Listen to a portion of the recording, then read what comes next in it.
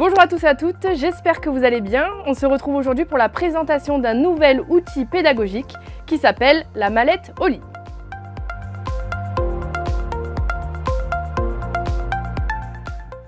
Et pour ce faire, je suis présente aujourd'hui avec Béatrice, qui est la créatrice de cette mallette. Donc Béatrice, bonjour et bienvenue.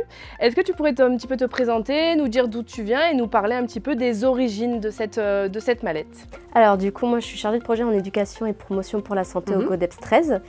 Et dans le cadre de mon travail, je suis amenée à travailler aussi bien avec les professionnels et les publics sur le terrain et également avec les professionnels dans le cadre de formation. Et du coup, cette mallette est vraiment née à partir des remontées de terrain où on faisait un peu l'état des lieux des besoins des publics professionnels, de qu'est-ce qui leur manquait sur le terrain pour pouvoir intervenir auprès de leur public. Et la thématique de sommeil, écran et émotion est beaucoup revenue, surtout les écrans, beaucoup, dans le cadre de la petite enfance et de comment outiller les parents avec ça. Un outil vraiment clé en main qui est né à partir des besoins du terrain. Exactement. Ok, au moins c'est sûr que tu as fait vraiment un outil qui correspondait à une demande qui était précise et qui a été remontée.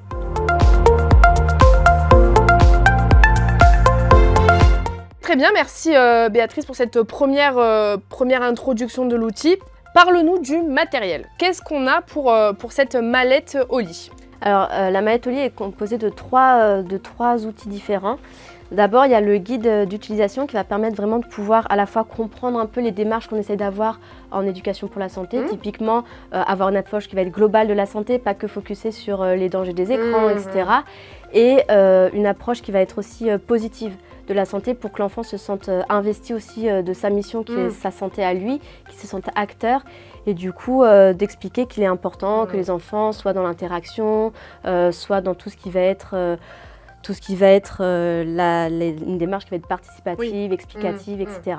Après, il y a deux autres outils dans cette mallette. Donc, il y a vraiment les séances pédagogiques et des histoires. Il y a 3 histoires en tout qui se présentent sous format kamishibai. Donc, le kamishibai, c'est ce petit théâtre en bois.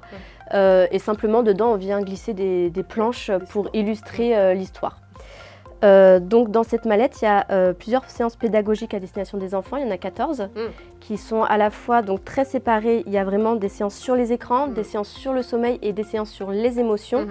Elles peuvent être toutes faites de manière isolée, c'est-à-dire indépendantes les unes des autres, mais il est quand même recommandé de pouvoir les relier entre elles. Il y a aussi 7 séances pour les parents parce qu'on sait que intervenir auprès d'enfants de tout petits, donc là on est vraiment sur 4 à 6 ans, c'est très important d'impliquer les parents dans ce processus de réflexion, des habitudes de vie, etc., de ce qui peut être mis en place à la maison, etc. Du coup, il y a 7 séances pour les parents qui sont exactement présentées sous le même format que pour les enfants, dans l'aspect se questionner, réfléchir à ce qu'on peut mettre en place, sur mes habitudes, et toujours d'une approche très ludique. C'est super parce qu'en fait, tu rends vraiment les enfants acteurs au niveau de la thématique et des questions sur leurs habitudes peut-être de vie, mais aussi les parents qui forcément à 4 à 6 ans sont au cœur aussi de ce processus. Donc c'est vraiment chouette d'avoir pu penser à des séances particulièrement pour eux. Je suppose qu'il y a aussi, pareil, de la même façon, un guide d'utilisation vraiment pour les parents, avec vraiment, comme tu dis, une séance clé en main pour qu'ils puissent l'adopter à la maison. Oui, les séances auprès des parents, elles sont vraiment aussi clés en main.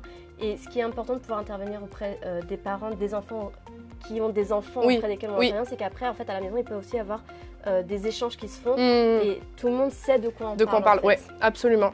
Franchement, c'est hyper chouette la façon dont tu as pensé l'outil à travers toutes les thématiques, le fil rouge et en même temps d'inclure les parents, franchement c'est toujours comme ça qu'on travaille avec toutes mes collègues et d'ailleurs c'est un condensé de ce qu'on a l'habitude de faire et là c'est vraiment mis de manière à ce que ça soit avec un même petit personnage et on a vraiment fait en sorte que nos séances puissent être utilisées par n'importe qui en fait. Et je tiens aussi à préciser que ce sont pas des illustrations libres de droit que tu as pu prendre sur internet, mais là aussi un travail dans la création du support et du visuel qui est vraiment très, très remarquable, donc vraiment bravo à toi pour ça.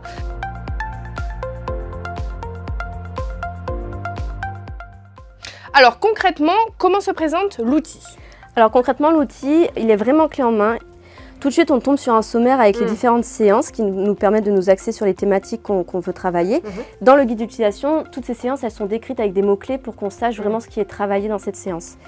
Ensuite, il y a toujours une séance, ça démarre toujours sur la séance avec la présentation de la séance. Et derrière la séance, c'est très simple, il y a tous les outils dont on a besoin à imprimer pour pouvoir travailler avec les enfants, donc le matériel.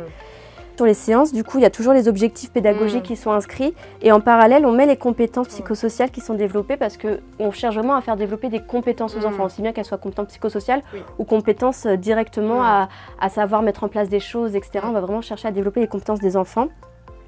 Et il y a toujours donc, les outils dont il y a besoin qui sont dans la mallette. Ça, il n'y a pas de souci, elles sont déjà dans la mallette. Et le matériel qui a besoin en supplément, par exemple, dans cette séance, il y aura besoin de colle et de ciseaux en plus. C'est pour pouvoir préparer sa séance au mieux. Ensuite, les séances, elles sont déclinées avec 2 activités souvent. Il y a une première activité vraiment, comme je disais tout à l'heure, qui sont des activités en grand groupe où on va vraiment essayer de travailler les représentations des enfants, ce qu'ils connaissent, etc. Et c'est souvent très enrichissant parce qu'entre eux, ils vont s'apprendre des choses.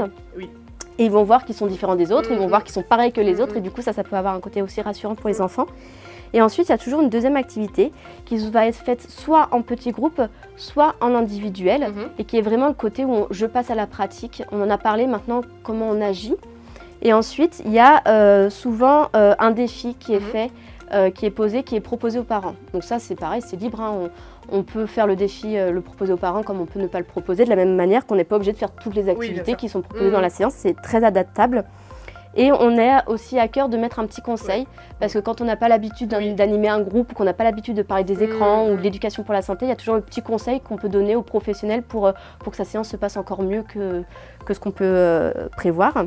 C'est super bien expliqué, bien amené. Le défi avec le parent pour vraiment faire pont avec ce qui se passe à la maison, et en plus le petit conseil à destination de l'animateur, c'est vraiment en plus c'est vraiment génial de pouvoir se dire bon, on peut faire la première activité, pas nécessairement la deuxième, et de pouvoir vraiment adapter aussi en fonction du temps qu'on peut avoir pour une séance. Du coup, sur la fiche de séance, il y a aussi l'indicateur du temps que ça peut prendre. Ça, c'est une estimation de ce que nous, on a l'habitude en tant que professionnel de terrain, ce qu'on a l'habitude de pouvoir mettre en place sur le terrain. Ben, on sait que ça prend 45 minutes, 1 heure, puis en fonction des âges. Mais après, c'est à chaque professionnel qui connaît son public, qui va savoir que pour tel public, ça demande un peu plus de temps, ou pour d'autres enfants, ça va demander moins de temps. Ça, du coup, c'est un indicateur, mais ça va fluctuer en fonction des groupes. Ok. Du coup, là, on a vraiment une séance sur les écrans. Tout à fait. Du coup, tout le long de la mallette, il y a des petits marque-pages qui nous indiquent vraiment la thématique. À savoir que les histoires qui sont créées sont des fils conducteurs aux séances. En fait, quand on raconte l'histoire, alors il y a une histoire qui est vraiment fil conducteur de toute la mallette, qui va permettre de s'arrêter dans l'histoire et dire on va tester, on va faire comme le petit personnage de l'histoire et on va réfléchir à ça, on va parler de ça. Et puis il y a 2 histoires qui ont été créées en supplément pour pouvoir aller plus loin dans les thématiques. Spécifiquement, par exemple au calme et au lit, c'est pour vraiment travailler l'activité calme avant de dormir, se pencher sur ça, sur ce que les enfants préfèrent, pour qu'eux-mêmes en fait soient capables de dire moi pour être calme avant de dormir, alors ça peut être le yoga, ça peut être de lire, ça peut être complètement autre chose.